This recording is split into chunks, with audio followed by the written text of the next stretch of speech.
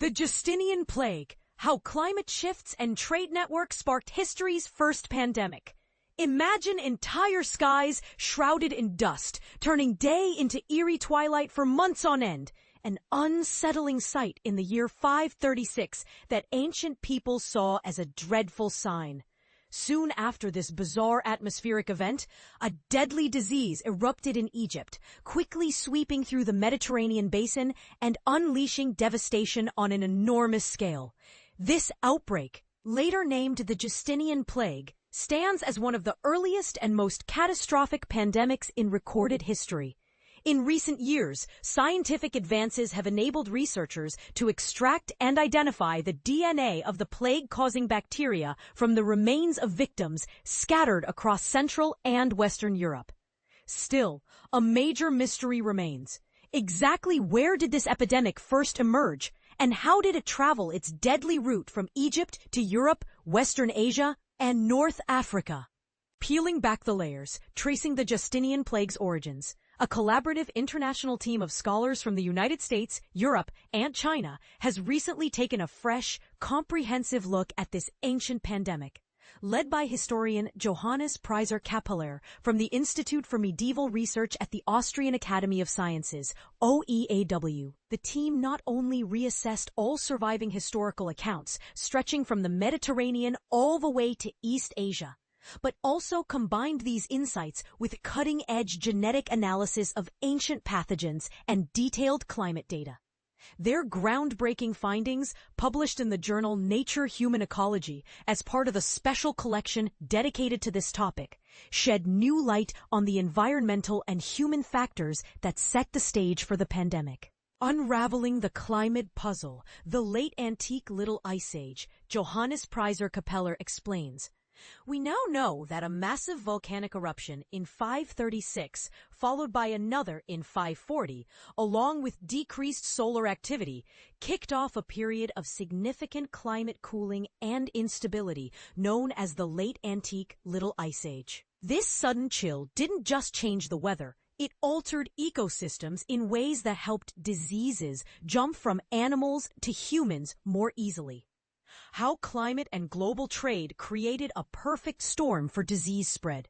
For a long time, experts have suspected that the bacteria behind the Justinian Plague, Yersinia pestis, originated in Central Asia, a region where it still exists in wild animals today. Supporting this theory was the discovery of plague DNA dating back to around 200 AD near Kyrgyzstan's Tian Shan Mountains.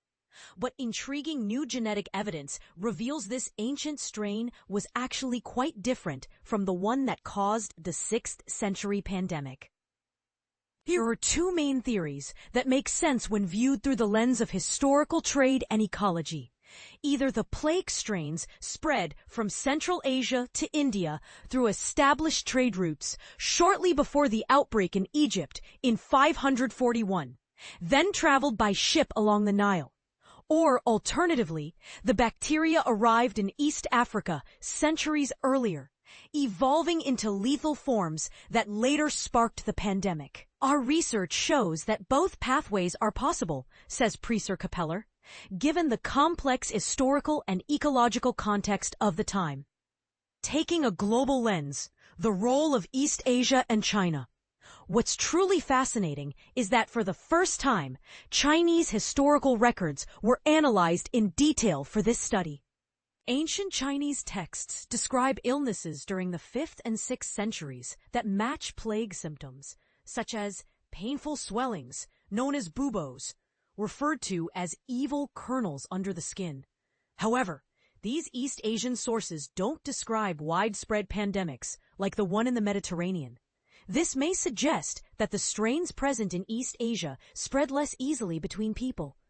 The road ahead. Why future DNA discoveries matter. While this interdisciplinary study offers a robust foundation for understanding the Justinian Plague's origins and spread, many questions remain open. The discovery of new ancient DNA samples could further unravel the intricate web of plague transmission that connected distant regions in the ancient world. The complexity and global nature of pandemics is not just a modern phenomenon, Preiser Capella reminds us. The interplay of environmental upheaval, human mobility, and microbial evolution created conditions ripe for one of history's first massive pandemics. And this is the part most people miss. Even in ancient times, the world was tightly interconnected, and diseases traveled far and fast, shaped by forces both natural and human-made.